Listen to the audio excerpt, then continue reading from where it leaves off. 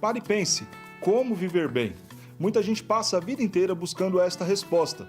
Outros morrem tendo vivido anos de profunda tristeza e insatisfação. Viver bem depende de uma única escolha que vai ter várias consequências a partir desta escolha. Para viver bem, você precisa escolher o que e para quem você vai viver. Escolher entre três possibilidades. A primeira, viver para si mesmo. A segunda possibilidade, viver para os outros. E a terceira possibilidade, viver para a glória de Deus. As duas primeiras opções não nos farão viver bem. Isso porque elas têm como objetivo a satisfação de pecadores. Eu, você, a sociedade e as pessoas que estão mais próximas de nós somos todos pecadores. O nosso ideal de felicidade e propósito é extremamente falho. Um exemplo bem simples. Sabe aquela menina que na sua adolescência te encantava? Daí você pensou o seguinte: ficar com essa menina vai ser a melhor coisa. Você então consegue. E depois de 2 meses ou ainda menos, você descobre que se meteu numa fria. Fazer tudo o que queremos ou o que os outros querem que a gente faça não garante que viveremos bem. Isso porque temos pecados e o nosso coração pecaminoso nos engana e muitas vezes nos mete em grandes confusões. Agora, a terceira possibilidade, esta é a melhor, é infalível. Viva para a glória de Deus. Vou explicar o porquê viver bem está ligado a viver para a glória de Deus. Pense em um celular. O celular foi fabricado por uma empresa que queria lucrar com a venda dele. Este lucro só é possível se o aparelho agradar e satisfazer a vontade dos seus usuários. Para que tal satisfação exista, a empresa fabricante dispõe, junto com o celular, diversos recursos e aplicativos, ferramentas úteis que vão facilitar a nossa vida. Mas para que todo este potencial seja aproveitado pelo usuário, ele precisa manusear bem o aparelho. O fabricante então disponibiliza para isso um manual. No manual, a empresa vai dizer como você vai usar o celular de forma mais satisfatória.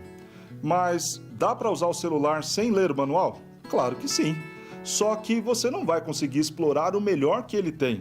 Vai deixar de aproveitar muita coisa, vai fazer muita bobagem até acertar uma função e pode até estragá-lo e com isso perder o celular. Mas o que o celular tem a ver com viver bem? Semelhante ao celular, você também foi criado, pensado e projetado por alguém, por Deus. Deus te fez para a glória e satisfação dele. E ele se satisfaz em nos ver bem, felizes, vivendo da melhor maneira possível. Para a gente viver bem, precisamos escolher viver com a nossa configuração de fábrica, seguindo as normas de quem nos criou. Para isso, Deus também nos deixou um manual, a Bíblia. Na vida, você tem vários aplicativos que te dão prazer. Casamento, filhos, trabalho, amigos, e a Bíblia nos ensina como aproveitar bem cada um deles. Dá para viver sem ler esse nosso manual? Claro que sim. Muita gente vive, mas erra muito, machuca os outros, vivem até mesmo infelizes porque os seus aplicativos não estão funcionando como deveriam. Tem problemas na família, tem problemas na vida profissional, nos relacionamentos e, semelhante ao celular, jogam a culpa no fabricante.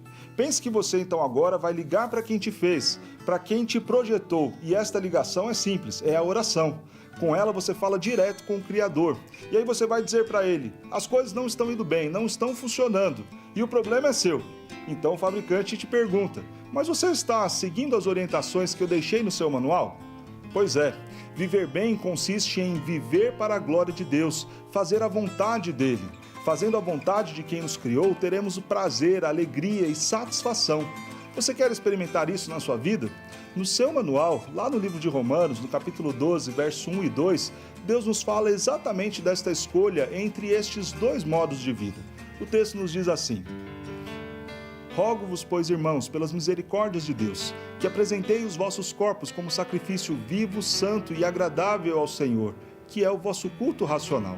E não vos conformeis com este século, mas transformai-vos pela renovação da vossa mente, para que experimenteis qual seja a boa, agradável e perfeita vontade de Deus. No texto que nós acabamos de ler, nós vemos estes dois modelos de vida sendo apresentados. A ideia de um modelo de vida onde nós vamos viver por inteiro para a glória de Deus e um modelo de vida onde nós devemos andar em contrariedade à visão deste mundo. Então, quando a gente pensa, e voltando naquilo que nós acabamos de falar na introdução, das duas formas, viver ouvindo a minha própria opinião e a opinião dos outros, ou viver para a glória de Deus, nós vamos ver isso daqui claramente no texto.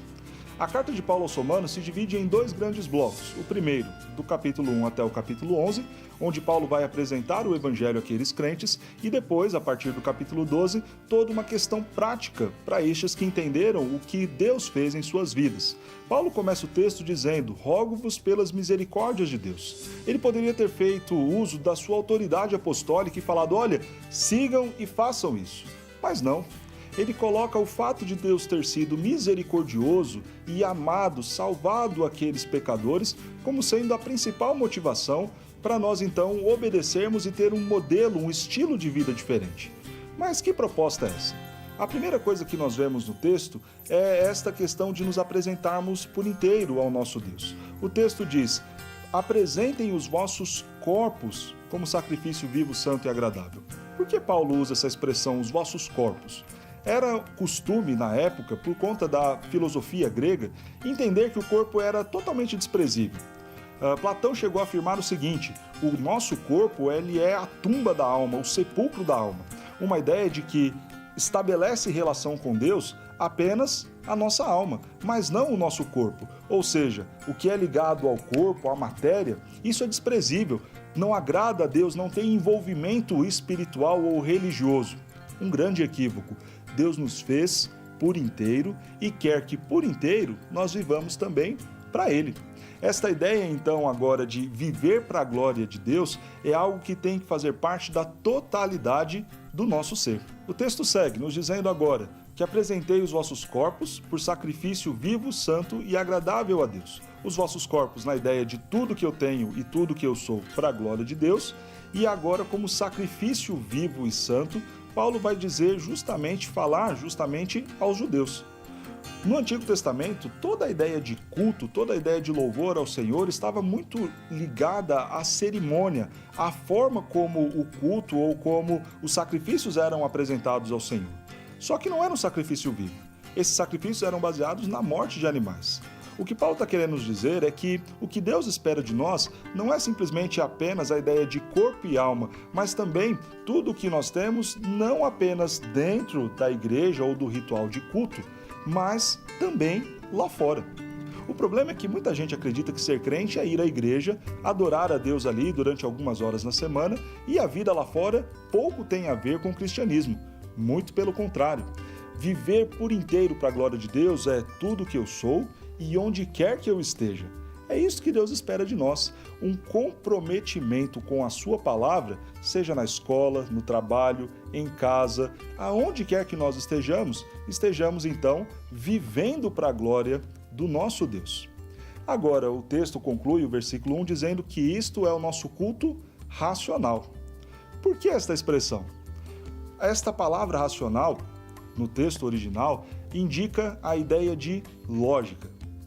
O que Paulo quer dizer é o seguinte: não há nada mais lógico para alguém que entendeu o que ele havia explicado do capítulo 1 ao capítulo 11, ou seja, a salvação em Cristo Jesus, não há nada mais lógico do que viver este modelo de vida diferente. Este modelo onde tudo que eu tenho e tudo que eu sou, em todos os lugares onde eu estiver, sendo apresentado a Deus de forma santa, que é fazendo sempre da maneira que o agrade, conforme está prescrito na sua palavra, e assim, consequentemente, agradável ao Senhor.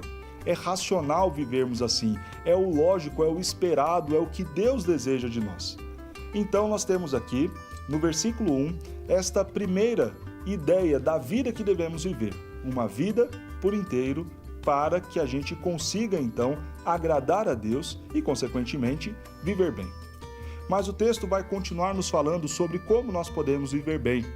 Se no primeiro momento, para viver bem, nós precisamos nos apresentar por inteiro a Deus e viver por inteiro para a glória de Deus, agora a partir do verso 2, o texto vai nos falar que nós devemos viver em contrariedade ao modelo que o mundo nos apresenta.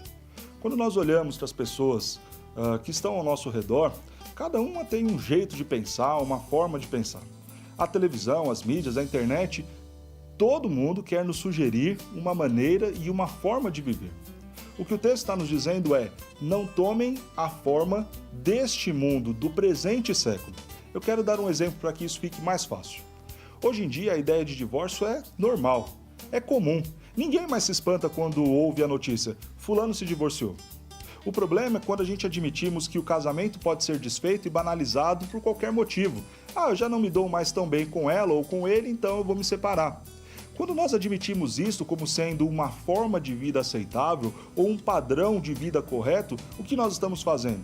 Tomando a forma do mundo. E quando vamos questionar quanto a isso, via de regra, a justificativa é a seguinte: todo mundo faz. É sempre assim. Quer ver um outro exemplo? A gente pensa, por exemplo, na questão do DVD pirata. Mas todo mundo compra. Quem é que nunca teve ali na sua casa um? Percebe que a forma do mundo, a forma como as coisas estão acontecendo lá fora, a gente começa a admitir como sendo o padrão, como sendo o certo. E o que a gente faz? Ignora a palavra de Deus. Não é isso que Deus quer de nós. Deus quer que nós vivamos não pela cabeça dos outros, não por aquilo que a mídia tenta nos impor como sendo normal. Homossexualismo, divórcio, os muitos desvios éticos e morais que existem. Todo mundo quer empurrar como sendo isso algo normal, que acontece, que todo mundo faz. Não é isso que Deus quer de nós. E Ele nos orienta na sequência do texto: transformai-vos pela renovação da vossa mente. Essa renovação, essa transformação só é possível quando nós lemos a palavra de Deus.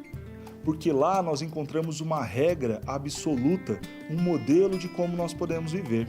Ou seja, eu não vou fazer aquilo que a novela diz, eu não vou fazer aquilo que as pessoas estão me aconselhando, eu quero saber o que Deus quer para mim. Lembra da ideia do manual? Da ideia do celular? O meu fabricante estabeleceu uma forma certa para que eu viva bem. E esta forma não está lá fora, mas está na sua palavra. Então o que eu devo fazer? Ler a Bíblia para entender o que o meu Criador deseja que eu faça. Por fim, o texto vai nos dizer o propósito de tudo isso, que é justamente o tema do nosso sermão de hoje: como viver bem. O propósito é experimentar a boa, perfeita e agradável vontade de Deus. Quando nós então vivemos por inteiro para a glória de Deus, quando nós não andamos pela cabeça dos outros ou por aquilo que o mundo nos impõe, mas começamos a viver por meio daquilo que a Bíblia nos ensina, então nós viveremos bem, porque nós viveremos a vontade de Deus. Mas aí você vai me perguntar: como viver a vontade de Deus me faz alguém feliz? Por que isso me faz viver bem? O Salmo 19, versos 7 e 8, nos fala o porquê cumprir os preceitos de Deus nos fará viver bem. O texto diz: a lei do Senhor é perfeita e restaura a alma. O testemunho do Senhor é fiel e dá sabedoria aos simples. Os preceitos do Senhor são retos e alegram o coração. O mandamento do Senhor é puro e ilumina os olhos. Percebe como o texto, como o Salmo nos mostra a ligação entre a lei, o estatuto, a palavra, os testemunhos, os mandamentos de Deus com o viver bem? Pois é exatamente isso que Deus tem para nós. Ele, como nosso Criador, deixou para nós então um manual. Deixou para nós uma forma para nós vivermos bem. E a escolha que nós precisamos fazer hoje é justamente esta: Senhor, eu quero viver para a Tua glória, porque eu entendo que esta é a única forma de eu viver bem. A resposta, então, para a pergunta inicial, como viver bem, é justamente esta: viva para a glória de Deus. Viva para a glória de Deus, porque Deus, Ele já deixou estabelecido para você como você vai aproveitar melhor os seus relacionamentos, o seu casamento, a sua vida profissional. Tudo isso está na palavra dEle. Cumpra, siga, porque os preceitos do Senhor, eles são retos e alegram o nosso coração. Quando a gente cumpre a vontade de Deus, a gente desfruta dos resultados disso, porque o Senhor traz bênçãos às nossas vidas quando nós cumprimos os seus mandamentos. Meu desejo a você é que você viva muito bem, que você tenha um ano abençoado e que você faça isso consagrando, entregando a sua vida para viver para a glória de Deus. Que Deus te abençoe.